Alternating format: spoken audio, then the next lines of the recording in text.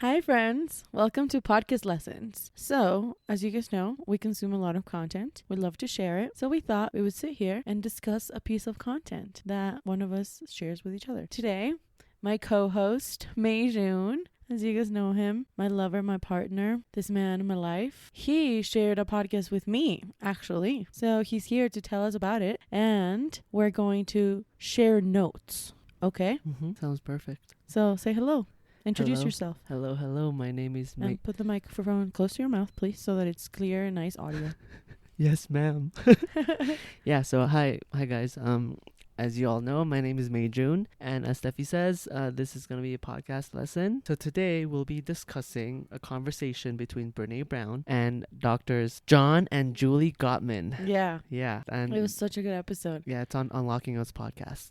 Yeah, you can find it exclusively on Spotify. It lasts, let me see, It's about an hour and 22. Yeah, An hour and 22 seconds.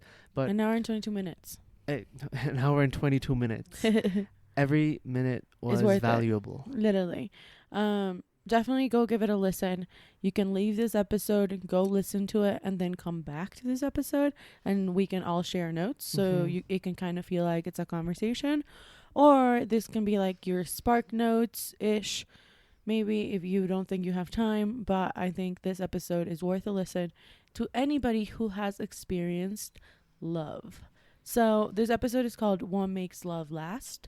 Again, you can find it on Unlocking Us, exclusively on Spotify with Brené Brown. So, June, tell me. It's hard because there's so many like amazing points and tips and insights and data that they shared. Yeah. So the first point that I really liked was when they were talking about being clear about what you're talking about, if it's work, if it's play, if it's within your relationship. So what they said was, you have to be upfront about what we are talking about. Are we talking about our life or about our work? So when you're asking for a feedback on something, or hey, can I share something with you? You have to set that expectation of like, okay, and this is for work with this client because I'm trying to achieve X. If you just leave it up in the air, I could easily assume that you're talking about a relationship. So if you're asking me this, I'm like, oh, maybe you should do this. So it's important for us to really set the stage and the context for what we're talking about. Yes. Yeah. Yeah, I have the exact same thing. That's awesome. That's what I loved about doing this, is that we would have similar things. It says like, let me think about it. And like when you first propose this idea, it's like you first need to tell me if it's work or personal. And I think what's important here to know is that we're talking about couples who work together.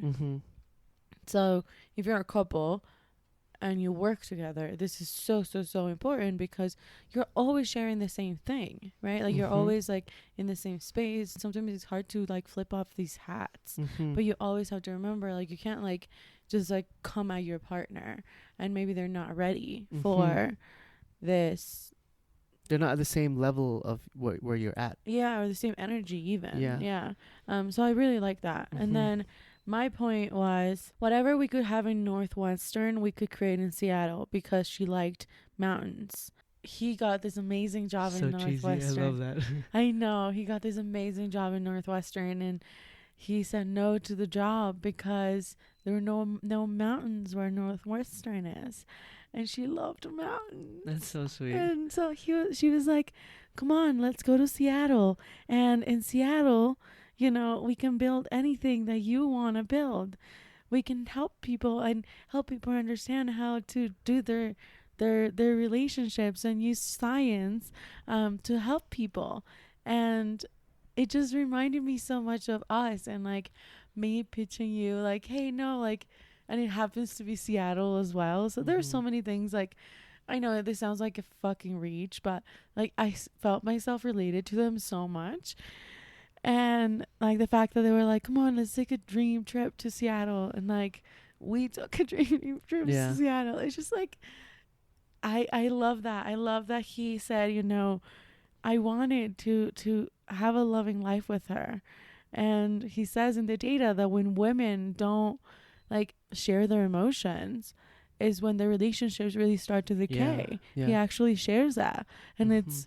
it's just amazing how they've like they managed to marry science, and it was on a leap of faith of her being like, we can build anything that you're going to build in Northwestern, we'll Mhm. build it in Seattle. Mhm. We'll just have mountains everywhere that we can escape to Yeah. and be friends. And I Mhm. love that. So Yeah. that's the end of my point. No, that's very beautiful because he mentioned that he was very sad to have turned it down, but because he knew what the partner also wanted, he was able to make that decision on his own to do, to go whatever route he wanted to.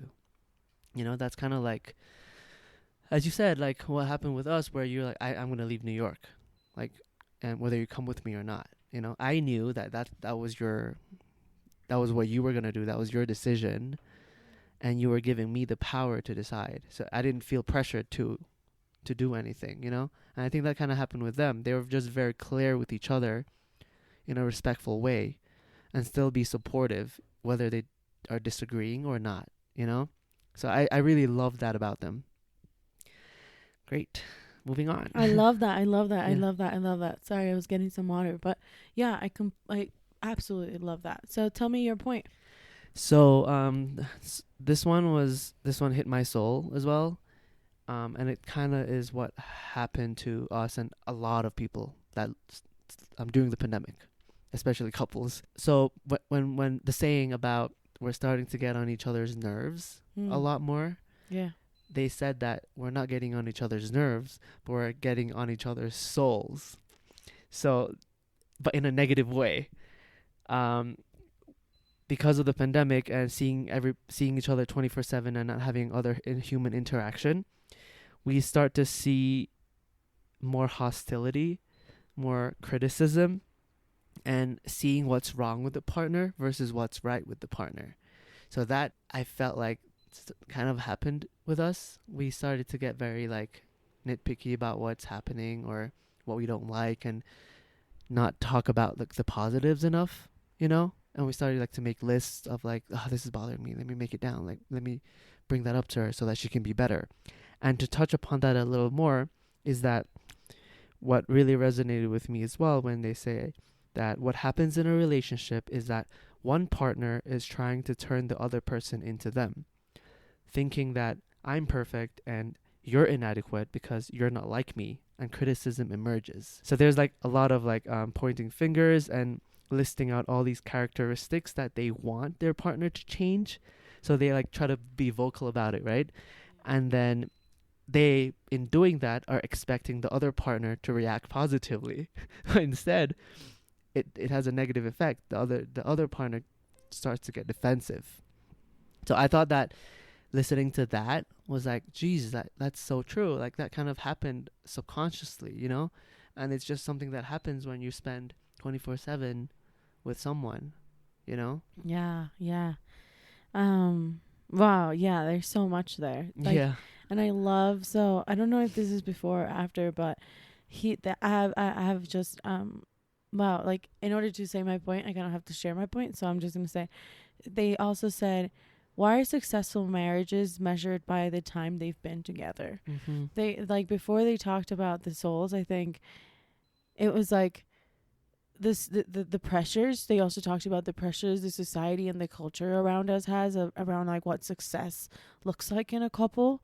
And they talked about anger, and they did a whole example of how anger is okay. It's just that the Mhm. way that you communicate that anger, the way that you communicate that those needs, those I feel statements. Yes. Yes. They shared so many tools in that podcast that we have now used, like in the safe space that we hosted for us right before this, like, that I feel like this podcast is so powerful on that, is that it's sharing these tools on how can we make our souls work better for us, Yeah. and that we don't need to figure out each other's souls, or that we don't need to be at each other's souls. And I love how it says that even more, that is like we have fault lines. Mhm. So it's like COVID is an earthquake, Mhm. and because COVID is an earthquake, it's basically like all of our fault lines have been triggered, right? And it's like there's volcanoes erupting, there's tsunamis happening, there's like, Yeah. you know, tornadoes happening, hurricanes, like within us, all within us. Like it's like, imagine all of those wars were horrible, like like natural disasters like happening inside of our minds, of our systems, of our brains, of our bodies, you know. And like that's what they say. It's like these four horsemen, and one of them is criticism, contempt, defensiveness, and stonewalling. And they did examples, and with each of them, like I could freaking feel it. And I was like, they talked about the eye roll. We talked about that in therapy. Yeah. We talked about the contemptness and being just like, you know, this like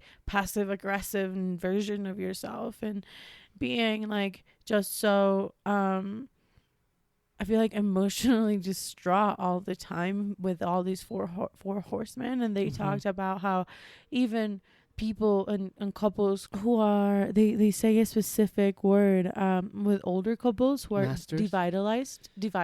They don't have life anymore. The older couples who they've been together, you know, like there's couples that get a divorce within the 2, 5, 6 years, right? And then there's couples who like maintain that marriage until 2025 or whatever, but they are like a devitalized couple. So there's couples that have four horsemen and couples who have like are devitalized couples.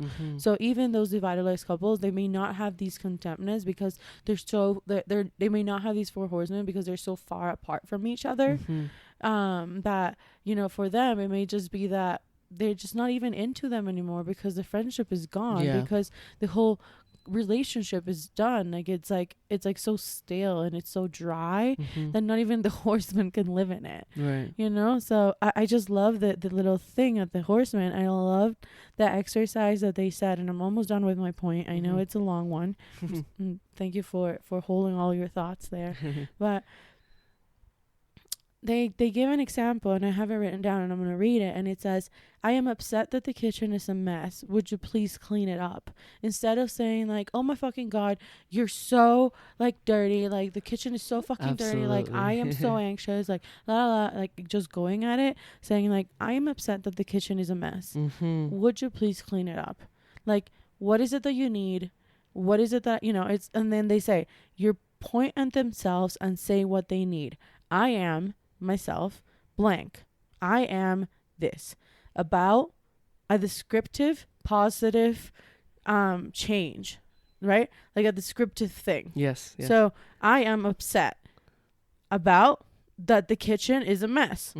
Would you please positive need? So giving your partner that positive reinforcement of saying that like, would you please, not forgetting the please, clean it up, right? What is it that you expect from them? What do you need from them? And like, you know, I just loved that. I loved that. I love so that.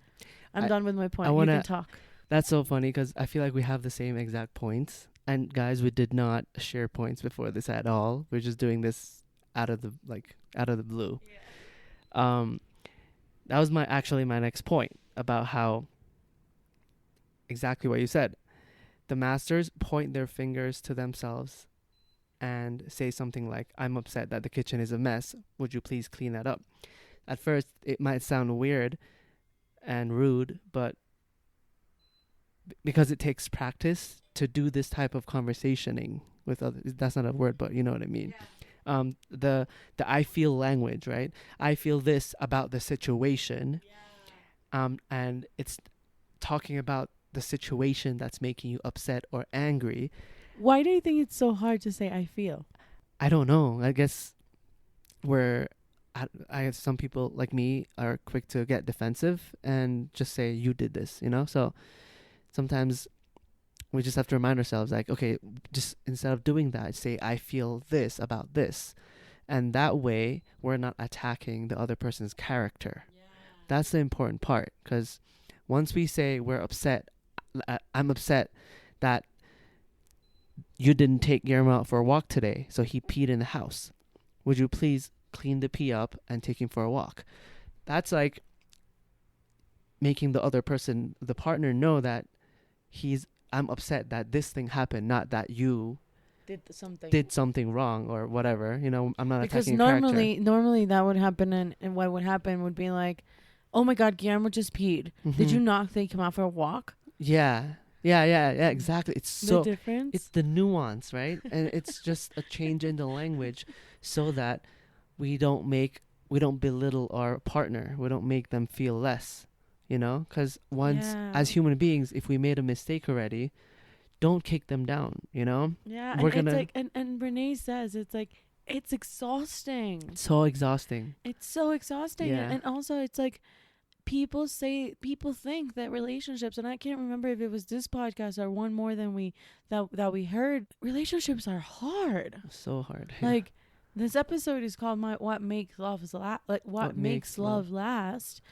I think because what makes love last is just trusting and working hard that this version of this other person. And something that I wanted to just like add, like when we talked about this, was how sometimes I need to take a seat and be there for you.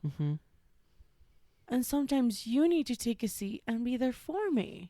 Like, it's not 50-50. We can't show up for each other every fucking day because it's not realistic. And Brené talks about this so much. And that's what I loved about listening to this episode after putting in practice so many Brené Brown practices and therapy and couples therapy and all of the tools and constantly working in a relationship, is because I think that's what makes these little I feel statements so positive. And to add to that, or to close this part out, is that when we do that, when we do the I feels and focus on the situation and not the character flaw of our partner, and when we ask for a positive need, like, can you please take this, can you please wash the dishes, it gives, they say that when you do that, you're giving the other partner a space to shine for you, for them to show up. True. You know, so I think that was to feel validated again, because they quote unquote made a mistake, you know. So that I'm giving you como the band-aid. Exactly. So that it's all fixed then and there. So it's not like left out in the air, and then like there's this grudge. There's this grudge about like, oh my God, this fucking person is gonna like leave the dishes again, or fucking shit, Guillermo's gonna you do them begrudgingly. Yeah. Whatever. That word is like Worcestershire. Worcestershire sauce. Oh my God, like what a tangent there. But yeah, so I think that's very important to point out. Now do your point. Okay. So exciting. Oh, are you done? Sorry. Yeah, I'm done there. I'm done with that one. Cool. Yeah, it's your time to share now. I think this is more of like a reminder and general statement that a lot of things happen outside of the conflict. So we have to remind ourselves of that. Like, all of this takes place in context of us being able to share humor, accept each other, you know, accept your partner as they are, reassuring them that everything is okay, you know, because at the end of the day, we are friends, you know, we've been there for each other, we've built a life together, we've laughed at things like inside jokes, we've laughed at ourselves, we've played, we've went on adventures. So there's a lot that happens outside of this one conflict that happens, or this two conflicts that happen. Sometimes we need a reminder that it's not just about the conflict, you know? So we need to focus on the positives as well as the negatives, you know?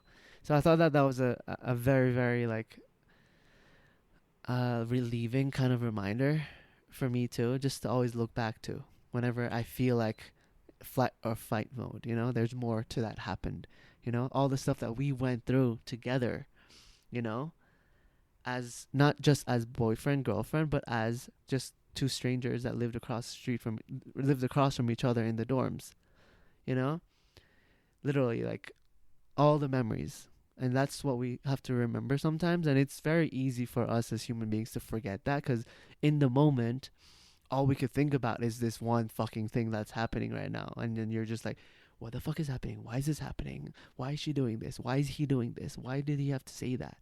You know, but again, you know, things just happen, and you have to be able to move past it in a respectful way, whether it takes a day, 2 days. You just have to work it out, knowing that and that comes from having that foundation with each other, that friendship, that trust, that deep connection that we have, that I can rely on you at the end of the day, 100%. Yeah, that's my rant. Yeah, I love that. Preach. Wow. I just agree with everything that you said. And I think sometimes it's important that we take the time to be there for each other, but to be there for oneself. Yeah. The most and first. Mm-hmm.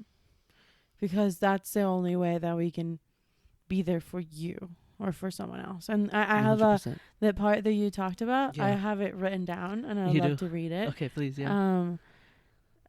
Just to have as my opinion in order to share my point then after. Okay, perfect. So many things to share. I have so many too. Okay, so to know each other as human beings, and we need to feel accepted and cherished from our partners, not as a perfect one, as somebody who makes mistakes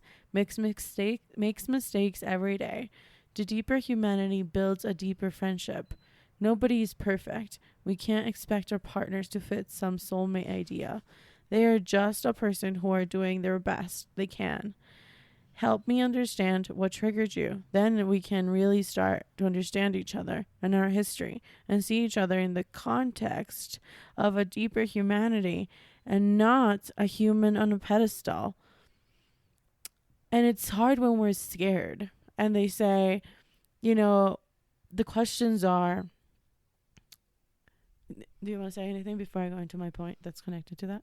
Oh, no, I just... It's beautiful, right? It's beautiful, and I obviously have it down as well. I love that. I thought it was very, very, resonating, too. So good. And the part that you said about asking your partner what triggered you is so important. Like, each of us experiences specific things so differently. Yeah. So that's why it's so important to ask each other open-ended questions. Yeah. I'm going to go into that. That's my point. As they said. Okay, you'll go. You'll go. Don't eat my burger before. I won't eat I'll just eat your french fries. Yeah.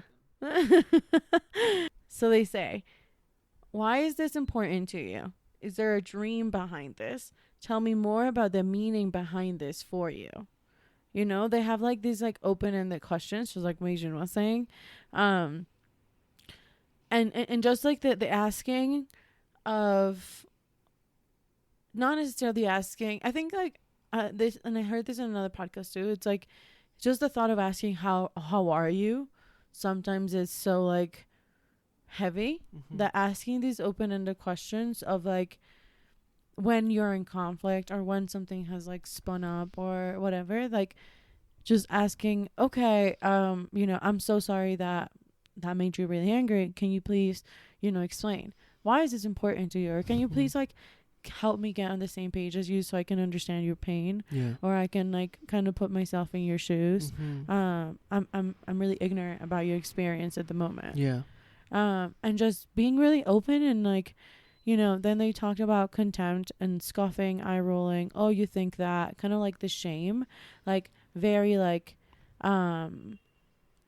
very aggressive, kind of name calling and all those stuff, and adding fuel to the fire. Exactly, adding fuel to the fire. And you don't want to do those things because those are the things that you tend to regret. Yeah. So you wanna make sure that you have, and I believe at one point they talked about this, and they talk about how you have to kind of have an exit.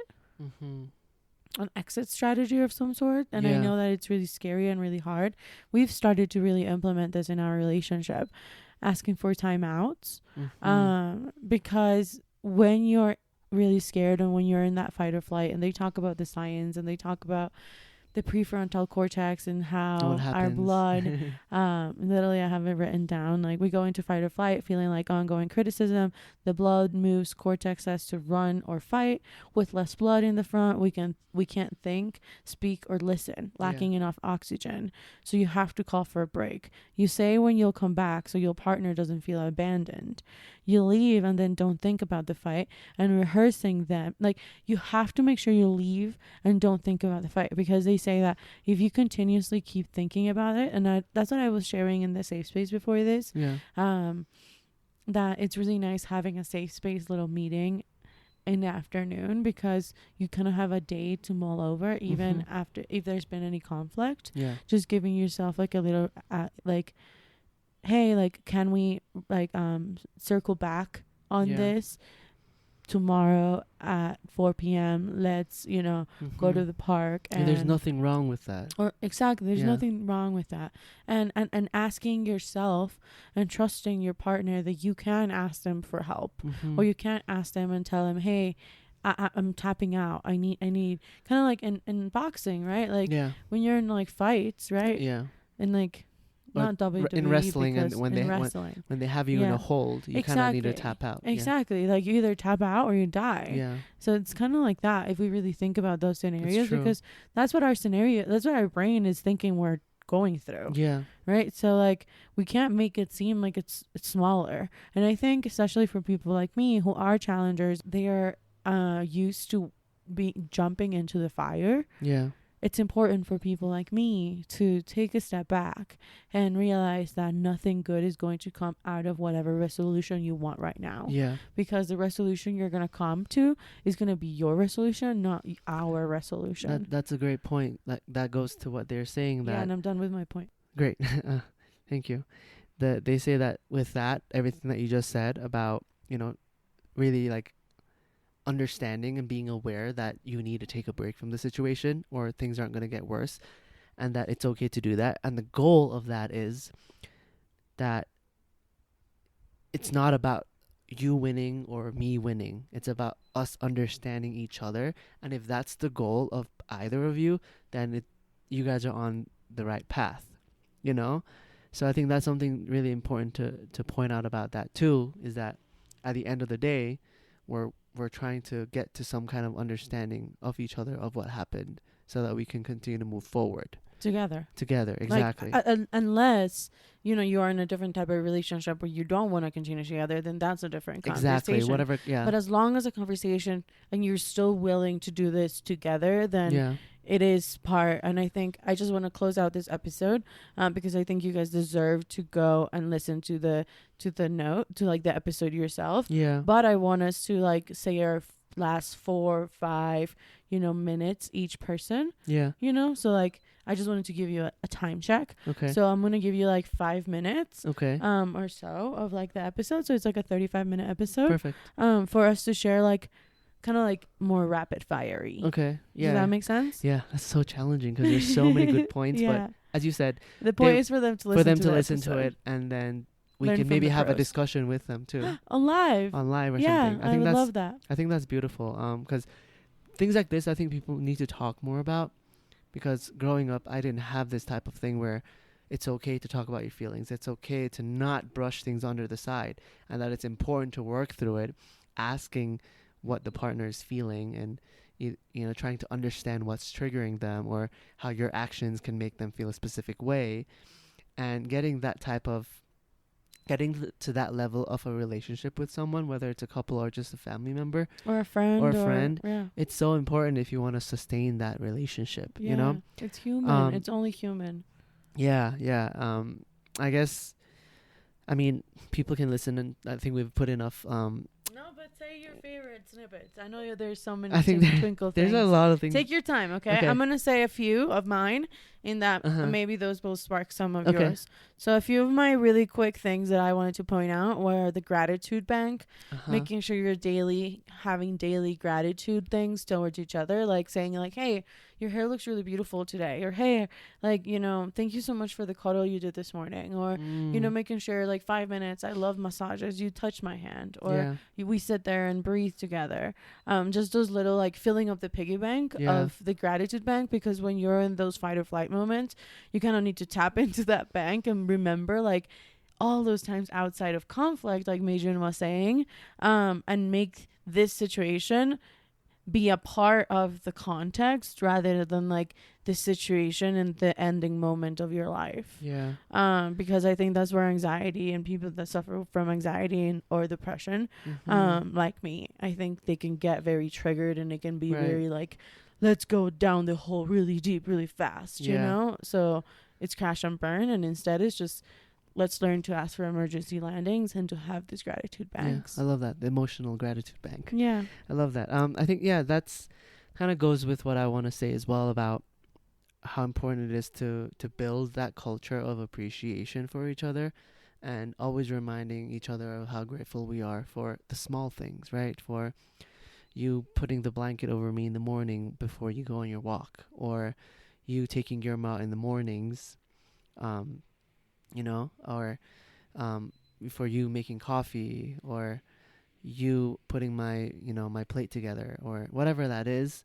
It's important to not take that for granted, because it's so important, because that makes the other person feel appreciated, feel cherished, these positive for all these positive things that they've done, and that kind of goes into like when conflict does happen, they say have a gentle startup.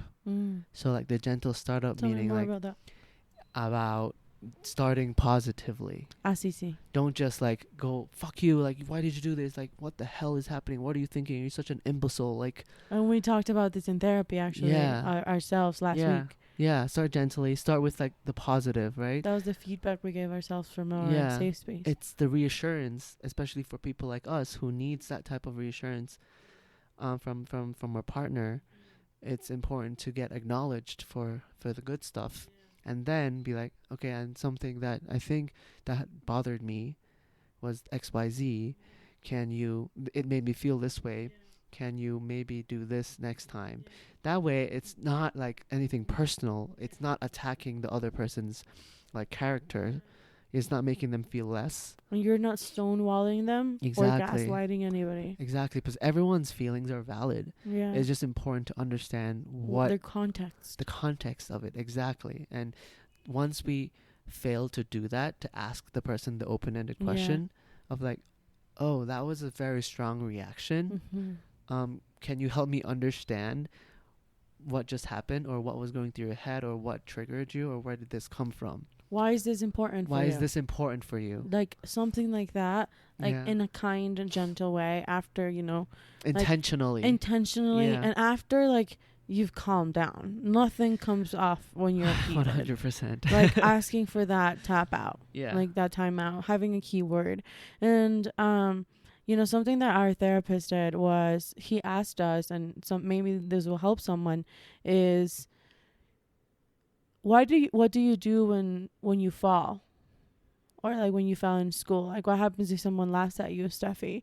And I was like, I don't like it. I go into rejection, into shame, into deep like self-negative talk. And then asking you, so Meijun, what do you do when you feel ashamed? Like what happens if someone comes and laughs at you? And you were like, yeah, I don't like it either, right? So, and then we both found out that we're not that great when it comes down to like feeling like we're not that great when we feel that rejection, or when we feel that someone's kind of laughing at you feeling. Yeah.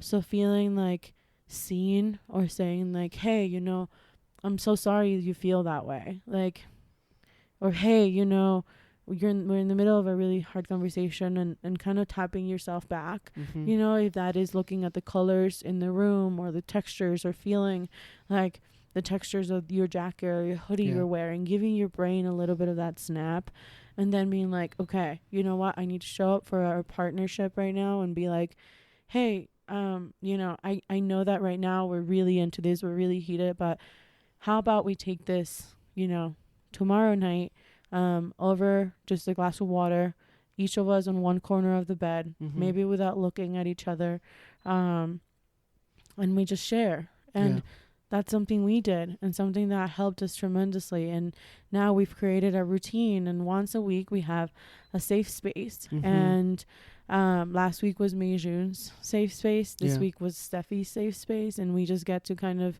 curate a 1 hour space for each other's to be heard, so that we can air our dirty laundry without it being just in therapy. Because we need to, and we're human, and there's things that bother us of each other, and there's things that are more wrongs than rights sometimes, and we're only human. And I say that, our therapist says that, everybody says that, we're only human. But we all need a reminder. Yeah, exactly. We all need a reminder. And how are you feeling? Feel good. I think I could do this every day. Yeah, I love that. No, I think it's great because maybe you'll start your own segment on Take 3 Talks. Yeah, right. Meijun Talks. Meijun lesson. Podcast lessons with Meijun. Yeah. No, I feel great. I'm glad we did this. I think it's important for us to just have these conversations more often, because us as well, like, we are working on this constantly. Like, every day we're going through ups and downs. We don't do this right thing all the time. So all the stuff that we talked about today are lessons that we're taking from other professionals, from other inputs, from other podcasts, other content. So that we can have different outputs. Exactly, so that we can have other outputs and results. Because at the end of the day, we're always going to be a work in progress, and we're always trying to understand each other. It's important to be continuously curious about your partner, and doing everything with intention. And when you do make a mistake, it's okay to take responsibility. It's okay to be angry about something without being disrespectful. Anger and communication. And exactly. You guys should definitely listen to this. It's great. I think it's going to make you really... It's going to give you a lot of different insights into communication, and maybe about yourself too. Yeah. And we'll add all of our notes in the show notes. So you're going to be able to find that on our blog, on our website. So that you'll be able to see Meijun's notes and Steffi's notes. So that's going to be really fun. And you guys will be able to add notes in the comments. And so the episode that we're talking about, just as a quick reminder, as we end this and wrap this up, it's Unlocking Us.